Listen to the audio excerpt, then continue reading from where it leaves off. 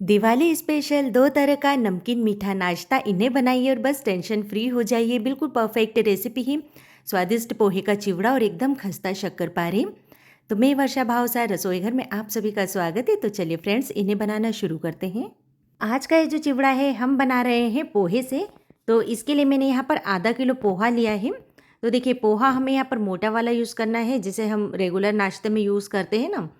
चलिए, सबसे पहले गैस चालू कर गैस पे मैंने कढ़ाई में तेल को गर्म करने रख दिया है।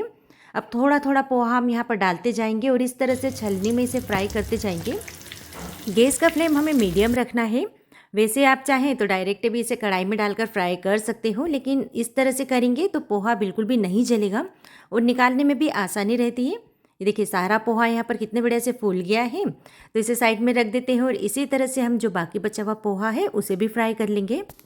तो इन्हें फ्राई करने से पहले एक बार अच्छे से इसे छान लीजिए और अगर आप चाहें तो कपड़े से भी सॉरी फ्रेंड्स, पोंछ सकते हो, क्योंकि हमें इसे धोना वगैरह बिल्कुल भी नहीं है। चलिए, इन्हें साइड में रख देते हैं और इसी तरह से अब हम यहाँ पर डाल देंगे आधा कप मूंगफली का दाना और मूंगफली को भी हम यहाँ पर इसी तरह से फ्राई करेंगे। तो बहुत ही फटाफट से ये चिवड़ा बन जाता है, क्योंकि सारी चीज़ें इतनी जल्दी से फ्राई हो जाती हैं। बस जैसे ही मूँगफली आपको लगे कि चटकने लगी है, हम इन्हें बाहर निकाल लेंगे।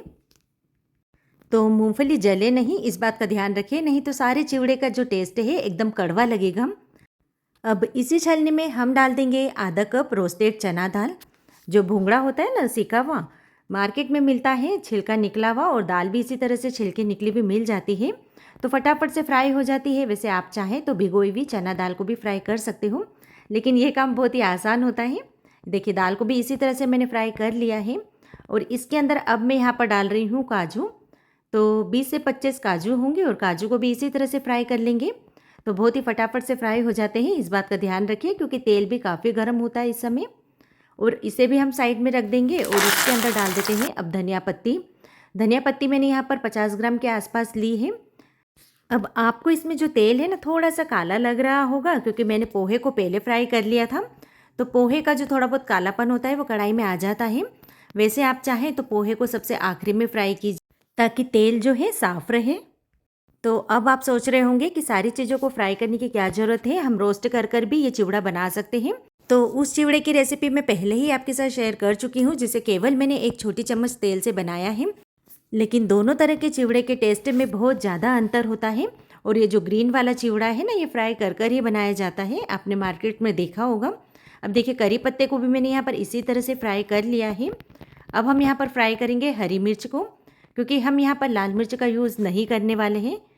तो 4 से 5 मैंने यहाँ पर हरी मिर्च ली है, आप अपने स्वाद अनुसार यहाँ पर हरी मिर्च का यूज़ कर सकते हो। तो अब देखिए, सारी चीज़ें हमारी यहाँ पर अच्छे से फ्राई हो गई हैं। चलिए, इसके लिए एक फटाफट बढ़िया सा मसाला बना लेते हैं। तो एक ग्राइंडिंग जार लेंगे, इसके अंदर हम डाल देंगे 1 चम्मच साबुत धनिया, 1 चम्मच में डाल रही हूँ सौंफ, 1 चम्मच डालेंगे जीरा, 1 चम्मच डाल देते हैं नमक, 1 चम्मच डालेंगे काला नमक, 1 चम्मच भरकर डाल देते हैं चाट मसाला और 1/4 टीस्पून मैं इसमें डाल रही हूँ साइट्रिक एसिड, जिसे टाटरी भी कहा जाता है। इससे चिवड़े में बहुत ही बढ़िया से खट्टा टेस्ट आएगा। और इसी के साथ 2 बड़े चम्मच हम डाल देते हैं चीनी, ताकि जो हमारा चिवड़ा है ना, एकदम खट्टा मीठा बने। चले, जार का ढक्कन बंद कर देते हैं और इन सारी चीज़ों को अच्छे से पीस लेंगे, ताकि मसाले जो हैं आपस में बढ़िया से मिक्स भी हो जाए। अब ये देखिए, मसाला यहाँ पर बनकर बिल्कुल तैयार हो गया है। बहुत ही टेस्टी ये मसाला है, क्योंकि हमने यहाँ पर सौंफ, साबुत धनिया, जीरा वगैरह डाला है ना, इससे चिवड़े का टेस्ट बहुत ही बढ़िया से आने वाला है। तो फिर से यही जार ले लेते हैं और इसके अंदर हम डाल देंगे फ्राई की हुई धनिया पत्ती। तो देखिए, धनिया पत्ती और हरी मिर्च को आप पूरी तरह से ठंडा होने दीजिए, इसके बाद ही हमें इसे पीसना है। और पानी वगैरह हमें यहाँ पर कुछ भी नहीं डालना है। बस जार का ढक्कन बंद कर देंगे और दोनों चीज़ों को यहाँ पर अच्छे से पीस लेंगे, ताकि एक इसका ग्रीन पेस्ट तैयार हो सके। तो ये देखिए, इस तरह से इसकी हरी चटनी जैसी बन जाएगी। चलिए, जो पोहा है ये भी पूरी तरह से ठंडा हो गया है। तो आप देख सकते हो ना, कितने बढ़िया से फूला है और साथ ही बहुत ही क्रिस्पी है ये। चलिए, अब एक एक कर हम इसमें सारी चीज़ें डाल देंगे, जैसे फ्राइड किया हुआ मूंगफली, चना दाल और काजू। तो अब इन सारी चीज़ों को साइड में कर देते हैं और तड़का पैन में 1 चम्मच तेल को मैंने गरम कर लिया है।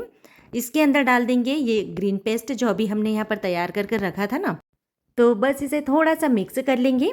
तो इसी से हमारे चिवड़े में बहुत ही बढ़िया से कलर आएगा और साथ ही टेस्ट भी बढ़ेगा।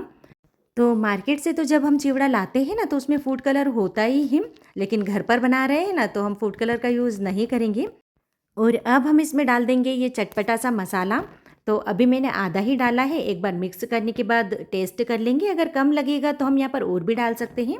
तो आपने देखा ना फ्रेंड्स, कितना फटाफट ये चिवड़ा बनकर तैयार हो जाता है और आप देख सकते हो कितना बढ़िया सा कलर आया है और खाने में भी ये बहुत ही टेस्टी है।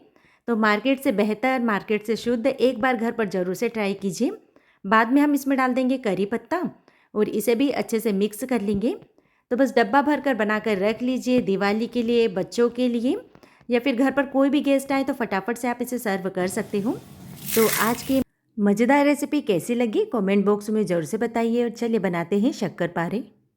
के लिए सबसे पहले गैस चालू कर गैस पर एक बर्तन रखेंगे, इसके अंदर डाल देंगे आधा कप चीनी। जितनी चीनी ली है उतना ही हम यहाँ पर घी डालेंगे, यानी आधा कप ही मैंने मेल्टेड घी लिया है। और इसी के साथ डालेंगे आधा कप पानी, यानी तीनों का मेजरमेंट बिल्कुल एक रहेगा। आधा कप चीनी, आधा कप घी और आधा कप मैंने यहाँ पर पानी लिया है। वैसे आप चाहें तो घी की मात्रा थोड़ी सी कम कर सकते हो, लेकिन अगर खस्ता चाहते हो तो इतना घी तो इसमें लग ही जाएगा। अब देखिए सारी चीज़ों को अच्छे से मिक्स कर लेंगे। तो हमें यहाँ पर इसकी कोई चाशनी वगैरह नहीं बनाना है, बस पानी में एक बॉयल आ जाए और चीनी अच्छे से मेल्ट हो जाए, इसके बाद गैस का फ्लेम हम बिल्कुल ऑफ कर देंगे। देखिए चीनी पानी में अच्छे से घुल चुकी है। गैस मैंने बंद कर दिया है और इस मिश्रण को साइड में रख देते हैं ताकि पूरी तरह से ये ठंडा हो जाए। चलिए जब तक हम यहाँ पर आगे की तैयारी कर लेते हैं। तो कोई भी एक बड़ा बर्तन लेंगे और इसके अंदर डाल देंगे मैदा। तो मैदा मैं यहाँ पर डाल रही हूँ 3 कप। देखिए मैं यहाँ पर आपको सारा मेज़रमेंट कप से ही बता रही हूँ, क्योंकि हर किसी के पास वेट मशीन नहीं होती है, तो घर की कोई भी कटोरी या कप आप सेट कर सकते हो इसके नाप के लिए। और अब जो हमने ये लिक्विड बना रखा था ना, ये भी पूरी तरह से ठंडा हो गया है। तो इसे डालकर हम इसका डो लगा लेंगे, लेकिन पूरा एक साथ नहीं डालें, थोड़ा थोड़ा कर डालें। वैसे इसका नाप जो है बिल्कुल परफेक्ट है, लेकिन कभी कभी मैदा भरने के ऊपर भी डिपेंड करता है, जैसे आप कितना दबाकर कटोरी में मैदा भर रहे हो, तो थोड़ा सा ऊपर नीचे हो सकता है, 1-2 छोटे चम्मच। तो इतने खस्ता ये शक्करपारे बनते हैं ना फ्रेंड्स, कि घर में कोई बड़े बुजुर्ग हो ना, वो भी इसे आसानी से खा सकते हैं, यानी बिल्कुल भी कड़क नहीं बनेंगे, बहुत ही टेस्टी शक्करपारे बनने वाले हैं। तो जैसा कि फ्रेंड्स मैंने यहाँ पर इलायची पाउडर वगैरह नहीं डाला है।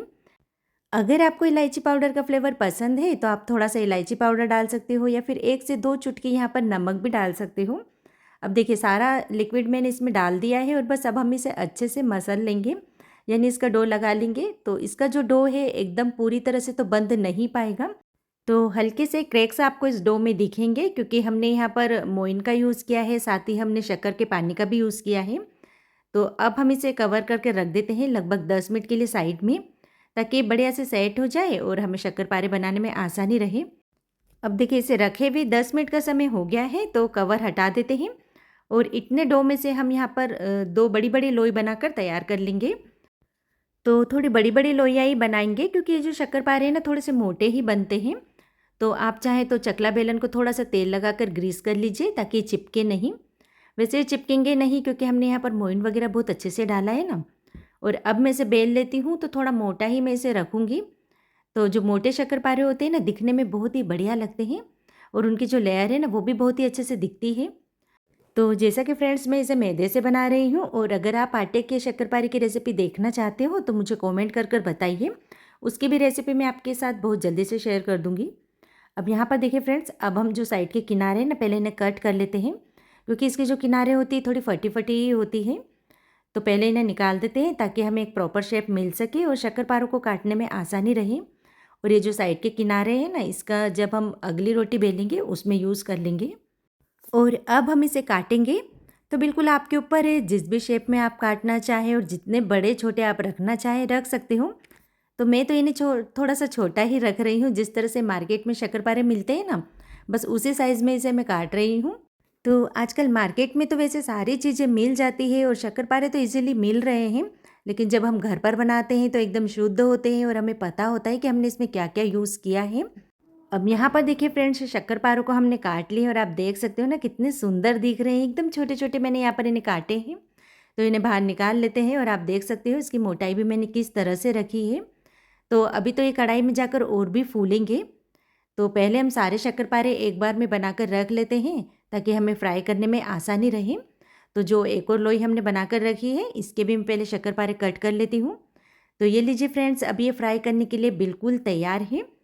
तो एक तरफ मैंने कढ़ाई में तेल को भी पहले से ही गर्म करने रख दिया है और तेल जब गर्म हो जाता है इसके बाद हम ये सारे शक्करपारे इसमें डाल देंगे। सारे नहीं डालेंगे, कढ़ाई में जितने आएंगे आसानी से फ्राई हो सके बस उतने ही डालेंगे। तो अगर आप बहुत ज़्यादा कढ़ाई को भर दोगे ना तो ये शक्करपारे कढ़ाई में बिखरने लगेंगे, इस बात का ध्यान रखिए। तो तेल को हमें मीडियम गरम करना है और डालते समय गैस का फ्लेम हम मीडियम रखेंगे और जैसे ही शक्करपारे हम इसमें डाल देंगे गैस का फ्लेम बिल्कुल लो कर देंगे और डालने के बाद कुछ देर इसे इसी तरह से छोड़ देंगे। जब एक तरफ से थोड़े से फ्राई होने लगते हैं इसके बाद हम इसकी साइड चेंज करेंगे। तो ये कुछ छोटे छोटे टिप्स मैं आपको देती जा रही हूँ जिससे आपके शक्करपारे बहुत ही टेस्टी बनेंगे। अब आप देख सकते हो शक्करपारे में यहाँ पर थोड़ा सा कलर आने लगा है, लेकिन अभी तो हमें यहाँ पर इन्हें और फ्राई करने की ज़रूरत है। तो बस थोड़ा सा समय यहीं लगता है फ्राई करने में ही, तो आप जल्दबाजी बिल्कुल भी नहीं करें। जब इस तरह से आपको लगने लगे कि शक्करपारे में बढ़िया से कलर आ गया है और एकदम खस्ता आपको दिखने लगे, इसके बाद हम इन्हें तेल में से बाहर निकाल लेंगे। तो आप देख सकते हो ना फ्रेंड्स, एक भी शक्करपारा हमारा यहाँ पर नहीं बिखरा है, तेल हमारा बिल्कुल साफ़ है। तो ये देखिए कितने बढ़िया हमारे शक्करपारे लग रहे हैं। तो आज की मज़ेदार छोटी सी रेसिपी आपको कैसी लगी कमेंट बॉक्स में ज़रूर से बताइए और अगर रेसिपी पसंद आ रही है तो अपने फ्रेंड्स एंड फैमिली ग्रुप में शेयर करना बिल्कुल ना भूलें। और मेरी पूरी यूट्यूब फैमिली को मेरे पूरे परिवार की ओर से दीपावली की हार्दिक शुभकामनाएं।